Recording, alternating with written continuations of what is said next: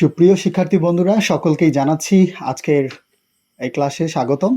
তোমরা ইতিমধ্যে তোমাদের ষান্মাসিক মূল্যায়ন পরীক্ষা 2024 নবম শ্রেণীর ইসলাম শিক্ষা প্রশ্নটি পেয়ে গিয়েছো। আমরা সেই প্রশ্নের নমুনা উত্তর এখানে তৈরি করেছি, যা এখন তোমাদের সামনে উপস্থাপন করা হবে। তো ভিডিওটি শেষ পর্যন্ত তোমরা সাথে থাকো, ইনশাআল্লাহ ভালো কিছুই পাবা। তো চলো প্রথমে আমরা আমাদের প্রশ্নটা দেখে আসি। ষান্মাসিক মূল্যায়ন পরীক্ষা 2024, বিষয় ইসলাম শিক্ষা, শ্রেণী নবম, শিক্ষার্থীদের জন্য নির্দেশনা। এখানে যে নির্দেশনা দেওয়া রয়েছে সেটি হচ্ছে সামাজিক সমস্যা বিশ্লেষণ করেই ইসলামের বিধিবিধানের আলোকে সমাধান করি। আমরা দৈনন্দিন জীবনে আমাদের চারপাশে প্রতিনিয়ত বিভিন্ন সমস্যা বা চ্যালেঞ্জগুলো দেখতে পাই। ইসলামী নির্দেশনা বিধিবিধান যথাযথভাবে চর্চা করলে এ ধরনের সমস্যার সাধারণ সমাধান করা সম্ভব। তুমি যে এলাকায় বা অঞ্চলে বাস করছো সেই এলাকার বিভিন্ন সামাজিক সমস্যা সমাধানে ইসলামের বিধিবিধানগুলো বিশ্লেষণ করবে। তো এখানে প্রশ্ন হচ্ছে যে তোমাদের এলাকায় যে সকল সামাজিক সমস্যা রয়েছে সেগুলো নিয়ে তোমাদের আজকের এই কাজটি হবে। তো কাজ 1-এ সমস্যার চ্যালেঞ্জ অনুসন্ধান। তুমি যে এলাকায় বা অঞ্চলে বসবাস করো সে এলাকার বিভিন্ন সমস্যা বা চ্যালেঞ্জগুলো, অর্থাৎ সামাজিক যে সমস্যাগুলো রয়েছে সেগুলোর তালিকা করো। এরপর তোমার একজন সহপাঠীর কাছ থেকে তা জেনে নাও এবং সে কি কি সমস্যা বা চ্যালেঞ্জ খুঁজে পেল সেগুলো নমুনা ছকে তৈরি করো। তো আমরা উত্তরটা সাজিয়েছি এভাবে। আমাদের 1 নম্বর কাজে প্রথমত হচ্ছে তোমাদের কি কি সমস্যা তোমরা চিহ্নিত করতে পেরেছো। এখানে আমরা কিছু সমস্যা লিখেছি, এগুলো তোমরা প্রথমে লিখবা। লিখে তোমরা ছক পূরণের ক্ষেত্রে আমি যা পেলাম এবং প্রথম বন্ধু যা পেলো বা আমার বন্ধু যা পেলো, আমি যা পেলাম সেগুলো হচ্ছে ধূমপান, মাদকদ্রব্য, নারী নির্যাতন, শিশুশ্রম, যৌতুক, নারীর প্রতি সহিংসতা।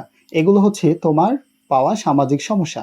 এবং তোমার বন্ধু যে সামাজিক সমস্যাগুলো পেয়েছে সেটি হচ্ছে এইডস বা HIV, সড়ক দুর্ঘটনা, দারিদ্রতা, অপুষ্টি, প্রাকৃতিক দুর্যোগ এবং শিক্ষার অভাব। সুপ্রিয় শিক্ষার্থী বন্ধুরা, তোমরা কিন্তু অলরেডি কাজ 1-এর সমাধান পেয়ে গেলে। এরপরে তোমাদের যে 2 নম্বর কাজ দেওয়া রয়েছে সেটি হচ্ছে সমাধানযোগ্য সমস্যা নির্বাচন ও পরিকল্পনা প্রয়োগ। দেখি এখানে আমাদের কি নির্দেশনা দেওয়া রয়েছে। এখানে নির্দেশনা দেওয়া রয়েছে তোমার এলাকা বিভিন্ন সামাজিক সমস্যা খুঁজে পেয়েছো। ইতিমধ্যে আমরা সেটি 1 নম্বর কাজে লিখে ফেলেছি। তোমরা দেখতে পারতেছো এখানে 1 নম্বর কাজে আমরা আমাদের সমস্যাগুলো লিখে ফেলেছি।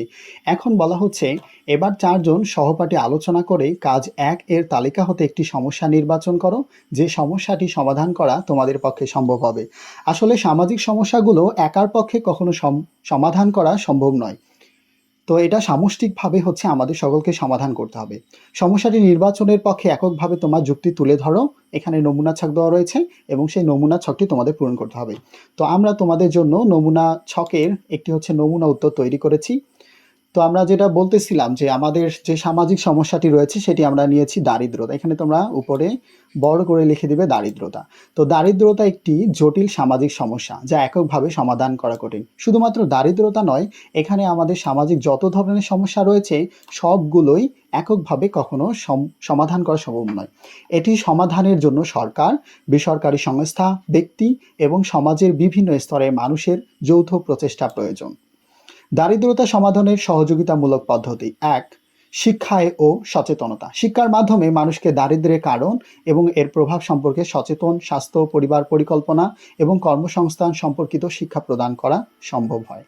2 নম্বর হচ্ছে কর্মসংস্থানের সৃষ্টি। যদি আমরা কর্মসংস্থানের সৃষ্টি করতে পারি তাহলে দারিদ্রতা সমাধানে আসতে পারে। ছোট বা মাঝারি শিল্পের উন্নয়ন, কৃষি উৎপাদন বৃদ্ধি ও পর্যটন খাতের উন্নয়নের মাধ্যমে কর্মসংস্থানের সুযোগ সৃষ্টি করা যায়। এরপরে হচ্ছে সামাজিক সুরক্ষার ব্যবস্থা। দুর্বল ও অসহায়দের জন্য সামাজিক সুরক্ষার ব্যবস্থা গড়ে তোলা, যেমন বৃদ্ধ ভাতা, বিধবা ভাতা, অক্ষম ভাতা ইত্যাদি। স্বাস্থ্যসেবার মাধ্যমে আমরা দারিদ্রতার সমাধান করতে পারি। স্বাস্থ্যসেবা সবার জন্য সুলভ করা এবং স্বাস্থ্য সম্পর্কিত সচেতনতা বৃদ্ধি করা। এরপরে হচ্ছে পরিবেশ সুরক্ষা। পরিবেশ সুরক্ষা নিশ্চিত করে আমরা প্রাকৃতিক দুর্যোগের প্রভাব কমিয়ে নিয়ে আসতে পারি। এরপরে হচ্ছে সুশাসন। দুর্নীতি দমন বা সুশাসন প্রতিষ্ঠা করা। সামাজিক উদ্যোগের মাধ্যমে আমরা দারিদ্র্যের আয় বৃদ্ধি এবং জীবনযাপনের মান উন্নয়ন করতে পারি। সুপ্রিয় শিক্ষার্থী বন্ধুরা, তোমরা এখানে দেখেছো যে আমাদের 2 নম্বরে যে ছকটি রয়েছে সেখানে বলা হচ্ছে সামাজিক গুরুত্ব, অর্থাৎ আমরা যে সমস্যাটা নিয়েছি সেটি সামাজিক গুরুত্ব এবং ধর্মীয় গুরুত্ব আমাদের ছক আকারে লিখতে বলা হয়েছে। আমরা নমুনা উত্তরে সামাজিক গুরুত্বে যে বিষয়গুলো উল্লেখ করেছি সেটি হচ্ছে একটি দারিদ্রতা একটি সামাজিক ব্যাধি যা সমাজের সকল স্তরে প্রভাবিত করে। এটি অপরাধ, সহিংসতা, মাদকাসক্তি ইত্যাদি সামাজিক সমস্যার একটি প্রধান কারণ। দারিদ্রতার কারণে শিক্ষা, স্বাস্থ্য এবং অন্যান্য সামাজিক সেবার মান কমে যায়, ফলে সমাজের উন্নয়ন বাধাগ্রস্ত হয়। এটি ছিল সামাজিক গুরুত্ব। ধর্মীয় গুরুত্বের ক্ষেত্রে আমরা যা উল্লেখ করেছি তা হচ্ছে সকল ধর্মই মানবতাবাদকে গুরুত্ব দেয় এবং সামাজিক সম্প্রীতির উপর জোর দেয়। দারিদ্র ধর্মীয় শিক্ষার বিরোধী। ধর্ম মানুষকে একতা, ভ্রাতৃত্ব এবং সহযোগিতার শিক্ষা দেয়। দারিদ্রতা নিরসন করে এবং আমরা ধর্মীয় মূল্যবোধকে বাস্তব জীবনে প্রয়োগ করতে পারি। এছাড়াও প্রিয় শিক্ষার্থী বন্ধুরা, তোমরা চাইলে এখান থেকে এই উত্তরে উপসংহারও যুক্ত করতে পারো। উপসংহারে আমরা যে বিষয়টি লিখেছি সেটি হচ্ছে দারিদ্র নিরসন একটি জটিল প্রক্রিয়া যা সবার যৌথ প্রচেষ্টা দাবি করে। সরকার, বেসরকারি সংস্থা, ব্যক্তি এবং সমাজের বিভিন্ন স্তরে মানুষকে একত্র করে কাজ করতে হবে। শিক্ষা, স্বাস্থ্য, কর্মসংস্থান এবং সামাজিক সুরক্ষা গড়ে তুলে দারিদ্র্যের মূল কারণগুলো দূর করা সম্ভব। ধর্মীয় শিক্ষা এবং মূল্যবোধ মানুষকে সামাজিক সমস্যা সমাধানে সহযোগিতা করতে অনুপ্রাণিত করতে পারে। সুপ্রিয় শিক্ষার্থী বন্ধুরা, এই ছিল তোমাদের কাজ 1 এবং কাজ 2 এর নমুনা উত্তর।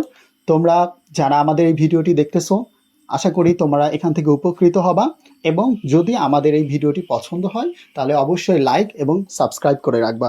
পরবর্তী উত্তর নিয়ে আসছি আমি তোমাদের সামনে, তোমাদের সকলের